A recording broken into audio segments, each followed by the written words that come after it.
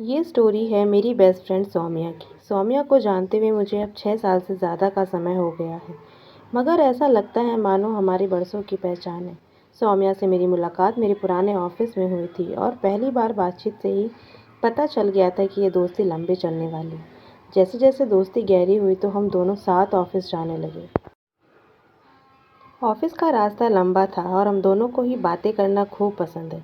इसी गपशप के दौरान मुझे पता चला कि सौम्या उत्कर्ष नाम के लड़के को डेट कर रही है।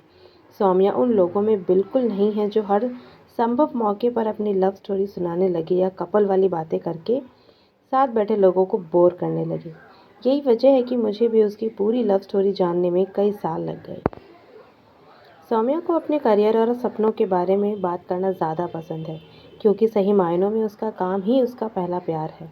मगर उसकी लव स्टोरी भी बेहद दिलचस्प है, जो शायद सौम्या आपसे मिलने पर भी आपको ना सुनाए, इसलिए मैं ही शेयर कर रही हूँ। उत्कर्ष से सौम्या की मुलाकात स्कूल में हुई थी। 11वीं की क्लास से की बस शुरुआत ही हुई थी और सौम्या ने हाल ही में अपने क्लास के बोर्ड को क्लास में मौजूद सभी बच्चों के नाम के साथ एक खूबसूरत आर्ट वर्क पर सजाया था। इसी वक्त क्लास में एंट्री होती है एक नई लड़की की जो अभी अभी दूसरी क्लास से ट्रांसफ़र लेकर आया था। ये लड़का कोई और नहीं बल्कि उत्कर्ष था। अब सौम्या को अपने आर्ट वर्क में इस नई लड़के का भी नाम लिखना था और सौम्या इस बात से बिल्कुल भी खुश नहीं थी। सौम्या ने अपना गुस्सा और विरोध जताने के लिए उत्कर्ष का नाम अपने आर्ट वर्क में सबसे नीचे लिख दिया। सौम्या के शब्दों में कहूँ तो उसके उत्कर्ष का नाम घास पर लिखा था। यहाँ से शुरू हुआ इनकी खट्टी मीठी नोक झोंक का सिलसिला। एक साल देखते देखते बीत गया और इनकी नोक झोंक अब बस ऊपर ही रह गई थी। अंदर ही अंदर ये दोनों दिलों में ही प्यार की शुरुआत हो चुकी थी। कई दिनों तक किसी ने भी एक दूसरे से अपने दिल की बात नहीं कही। फिर 2009 में एक दिन सौम्या ने ही पहल कर दी और उत्कर्ष को अपना हाल दिल बयान कर दिया। सौम्या ने उत्कर्ष को बताया कि वो उसे पसंद करती है। उत्कर्ष ने भी ये बयान में देरी नहीं की कि वो भी सौम्या को पसंद करता है, लेकिन बॉर्डर्स की वजह से वो अभी इस रिलेशनशिप को आगे नहीं बढ़ा सकते थे। मगर बोर्ड एग्ज़ाम में इतनी ताकत कहाँ कि दो प्यार करने वालों को दूर कर पाए।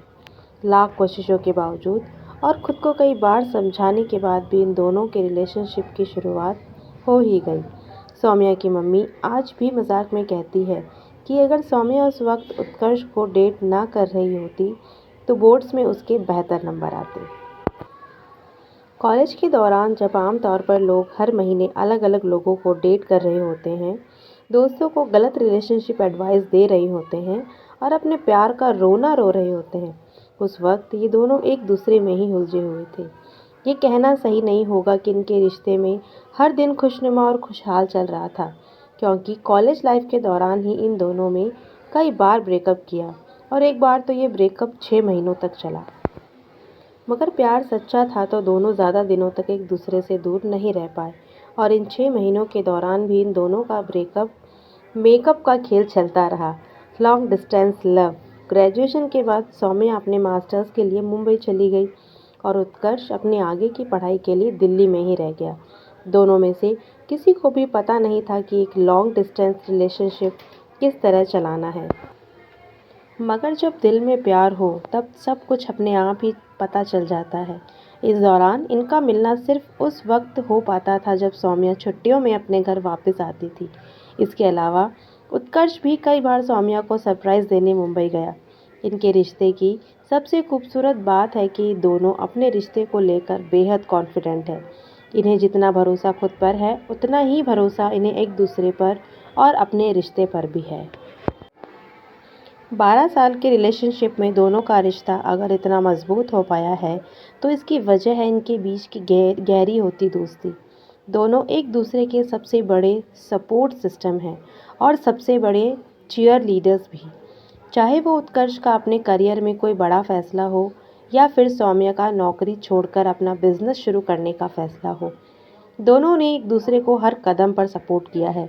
इनके रिश्ते की मजबूती की एक और वजह ये भी है कि ये दोनों एक दूसरे के लाइफ पार्टनर्स होने से पहले दो स्ट्रॉन्ग और इंडिपेंडेंट इंसान भी है। दो स्टेट्स वाली शादी। इस पूरी कहानी में मैं आपको ये बताना तो भूल ही गई देखिए, उत्कर्ष एक राजपूत है और जिसका परिवार उत्तर प्रदेश से ताल्लुक़ रखता है और सौम्या एक तमिल ब्राह्मण है। मगर घबराइए नहीं, इनकी लव स्टोरी में परिवार, जाति या धर्म विलेन नहीं होता है। 2019 में इन दोनों ने अपने बचपन के प्यार को अगले फेज़ पर ले जाने का फैसला किया और मार्च 2020 में तमिल रीति रिवाजों से सजे खूबसूरत समारोह में दोनों ने 7 फेरे लिए। शादी में हमें तमिल रीति रिवाजों की सादगी और खूबसूरती दिखी और साथ ही उत्तर प्रदेश की चमक दमक, रौनक और हल्ला गुल्ला भी। शादी के सभी फंक्शंस में हमें प्यार के साथ साथ दो समुदायों के खूबसूरत रंग भी देखने को मिले। शादी की बात पक्की होने के बाद भी सौम्या को शिकायत थी कि इस रिश्ते में प्यार की पहल तो उसने ही की थी, उसे आज तक एक फॉर्मल प्रपोजल नहीं मिला है। उत्कर्ष ने इनकी शादी से ठीक पहले दोनों के ही करीबी दोस्तों के सामने एक घुटने पर बैठकर सौम्या को प्रपोज किया और वहां से हुई एक खूबसूरत लव स्टोरी के अगले चरण की शुरुआत। Thank you. आई होप आपको स्टोरी अच्छी लगी हो।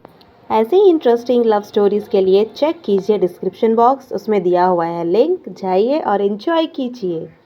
Thank you, goodbye. फिर मिलते हैं एक और नई लव स्टोरी के साथ। और प्लीज़ सपोर्ट करने के लिए मेरी वीडियो को लाइक, शेयर और सब्सक्राइब करना ना भूलिए। Please, thank you so much. आपने सपोर्ट दिखाया, प्यार दिखाया, उसके लिए।